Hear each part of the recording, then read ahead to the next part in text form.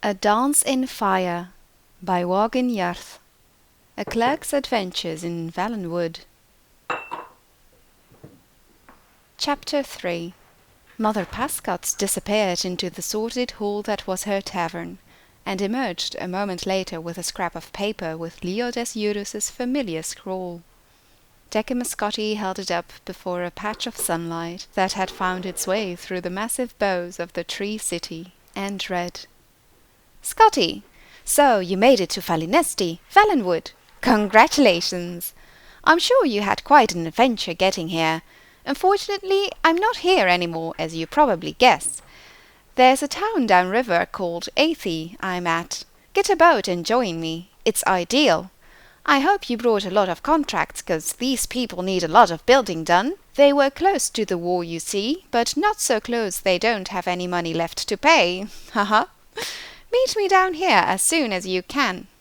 Eurus. So, Scotti pondered. Eurus had left Falinesti and gone to some place called Athey. Given his poor penmanship and ghastly spelling, it could equally well be Athey, AP, Orthri, Imthri, Urtha, or Krakamaka. The sensible thing to do, Scotti knew, was to call this adventure over, and try to find some way to get back home to the imperial city. He was no mercenary devoted to a life of thrills. He was, or at least had been, a senior clerk at a successful private building commission. Over the last few weeks he had been robbed by the cathay-raht, taken on a death march through the jungle by a gang of giggling Bosmeri, half-starved to death, drugged with fermented pig's milk, nearly slain by some kind of giant tick, and attacked by archers. He was filthy, exhausted, and had, he counted, 10 gold pieces to his name. Now the man whose proposal brought him to the depths of misery was not even there. It was both judicious and seemly to abandon the enterprise entirely. And yet, a small but distinct voice in his head told him, "You have been chosen. You have no other choice but to see this through." Scotti turned to the stout old woman, Mother Pascot, who had been watching him curiously. "I was wondering if you knew of a village that was at the edge of the recent conflict with elsewhere. It's called something like Athey?" "Oh, you mean Athay," she grinned. "My middle lad Viglil, he manages a dairy down there. Beautiful country, right on the river. Is that where your friend went?" "Yes," said Scotti. "Do you know the fastest way to get there?" After a short conversation, an even shorter ride to Falinesti's roots by way of the platforms, and a jog to the river bank, Scotti was negotiating transport with a huge fair-haired Bosmer with a face like a pickled carp. He called himself Captain Bolfix, but even Scotti with his sheltered life could recognize him for what he was. A retired pirate for hire, a smuggler for certain, and probably much worse. His ship, which had clearly been stolen in distant past, was a bent old imperial sloop.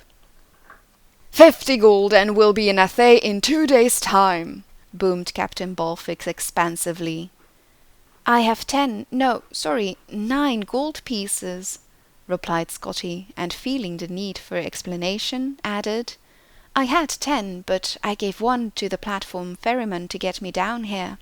"9 is just as fine," said the captain agreeably. "Truth be told, I was going to Athay whether you paid me or not. Make yourself comfortable on the boat. We'll be leaving in just a few minutes." Decumus Scotti boarded the vessel, which sat low in the water of the river, stacked high with crates and sacks that spilled out of the hold and galley and on to the deck.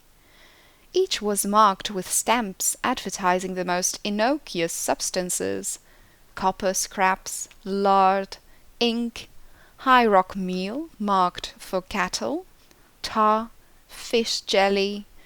Scotti's imagination reeled. picturing what sorts of illicit imports were truly aboard. It took more than those few minutes for Captain Bolfix to haul in the rest of his cargo, but in an hour the anchor was up, and they were sailing down river towards Cathay. The green-grey water barely rippled, only touched by the finger of the breeze. Lush plant life crowded the banks, obscuring from sight all the animals that sang and roared at one another. Lulled by the serene surroundings, Scotti drifted to sleep. At night he awoke and gratefully accepted some clean clothes and food from Captain Bolfix. "Why are you going to Cathay, if I may ask?" queried the Bosmer. "I'm meeting a former colleague there. He asked me to come down from the Imperial City, where I worked for the Atreus Building Commission, to negotiate some contracts." Scotti took another bite of the dried sausages they were sharing for dinner. "We're going to try to repair and refurbish whatever bridges, roads, and other structures that got damaged in the recent war with the Khajiiti." "It's been a hard 2 years," the captain nodded his head. "Though I suppose good for me and the likes of you and your friend. Trade routes cut off. Now they think there's going to be a war with the Somerset Isles. You heard that?" Scotti shook his head. "I've done my share of smuggling skooma down to coast, even helping some revolutionary types escape the Maine's wrath. But now the war's made me a legitimate trader, a businessman. The first casualties of war is always the corrupted." Scotti said he was sorry to hear that, and they lapsed into silence, watching the stars and moon's reflection on the still water. The next day Scotti awoke to find the captain wrapped up in his sail, singing in a low, slurred voice. When he saw Scotti rise, he offered his flagon of Jagger. "I learned my lesson during revelry at Western Cross." The captain laughed, and then burst into tears. "I don't want to be legitimate. Other pirates I used to know are still raping and stealing and smuggling and selling nice folk like you into slavery. I swear to you, I never thought the first time that I ran a real shipment of legal goods that my life would turn out like this. Oh, I know I could go back to it, but Bandar knows not after all I've seen. I'm a ruined man." Scotti helped the weeping Mer out of the sail, murmuring words of reassurance, then added, "Forgive me for changing the subject, but where are we?" "Oh," moaned Captain Bolfix miserably, "we made good time. Cathay's right around the bend in the river." "Then it looks like Cathay's on fire," said Scotti, pointing. A great plume of smoke, black as pitch, was rising above the trees as they drifted around the bend. They next saw the flames, and then the blackened, skeletal remains of the village. Dying, blazing villagers leapt from rocks into the river. A cacophony of wailing met their ears, and they could see, roaming along the edges of the town, the figures of Khajiiti soldiers bearing torches. "Bandar bless me!" slurred the captain. "The war's back on!" "Oh no," whimpered Scotti. The sloop drifted with the current towards the opposite shore, away from the fiery town. Scotti turned his attention there, and the sanctuary it offered, just a peaceful arbour away from the horror. There was a shudder of leaves in 2 of the trees, and a dozen lithe Khajiit dropped to the ground, armed with bows. "They see us," hissed Scotti, "and they've got bows." "Well, of course they have bows," snarled Captain Bolfix. "We Bosmer may have invented the bloody things, but we didn't think to keep them secret, you bloody bureaucrat." "Now they're setting their arrows on fire." "Yes, they do that sometimes." "Captain, they're shooting at us. They're shooting at us with flaming arrows." "Ah, so they are," the captain agreed. "The aim here is to avoid being hit." But hit they were, and very shortly thereafter. Even worse, the second volley of arrows hit the supply of pitch, which ignited in a tremendous blue blaze. Scotti grabbed Captain Bolfix and they leapt overboard just before the ship and all its cargo disintegrated. The shock of the cold water brought the Bosmer into temporary sobriety. He called to Scotti, who was already swimming as fast as he could towards the bend. "Master Decumus, where do you think you're swimming to?"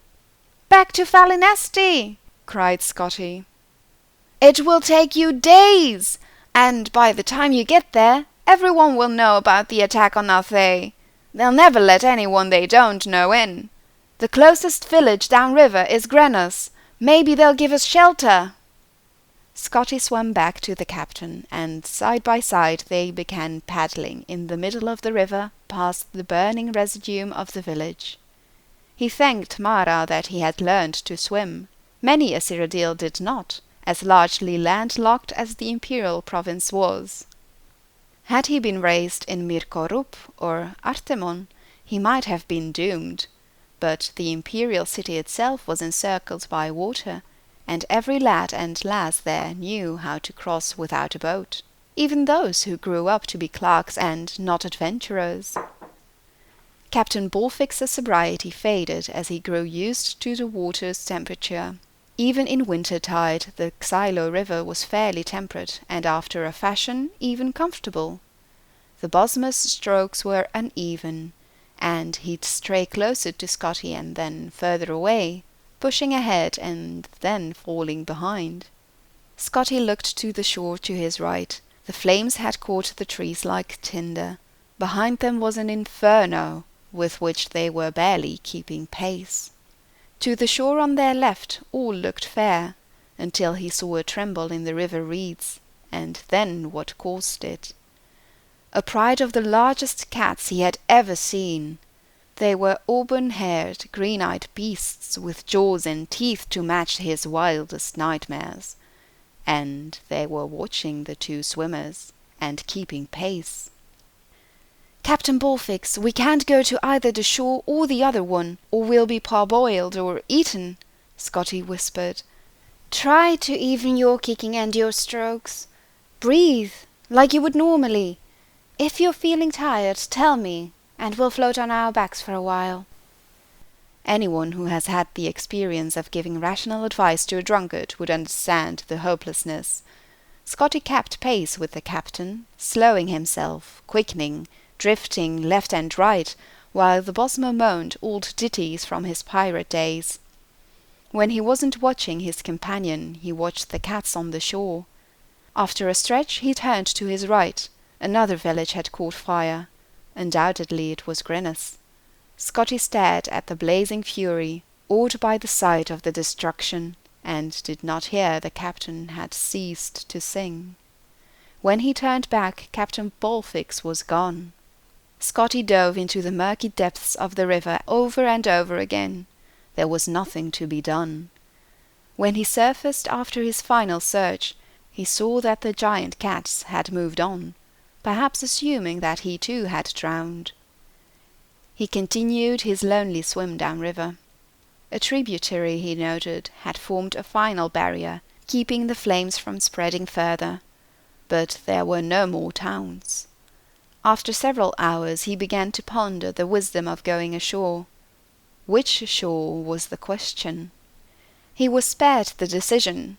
Ahead of him was a rocky island with a bonfire. He did not know if he were intruding on a party of Bosmeri or Khajiiti, only that he could swim no more. With straining, aching muscles he pulled himself onto the rocks.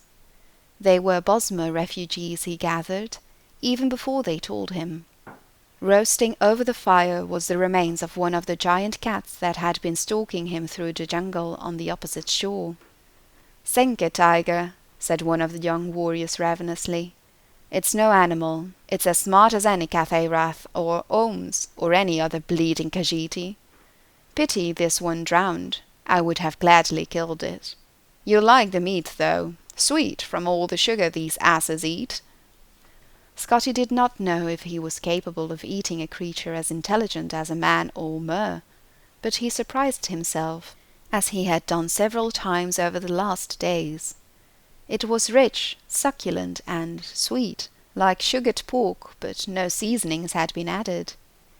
He surveyed the crowd as he ate, a sad lot, some still weeping for lost family members.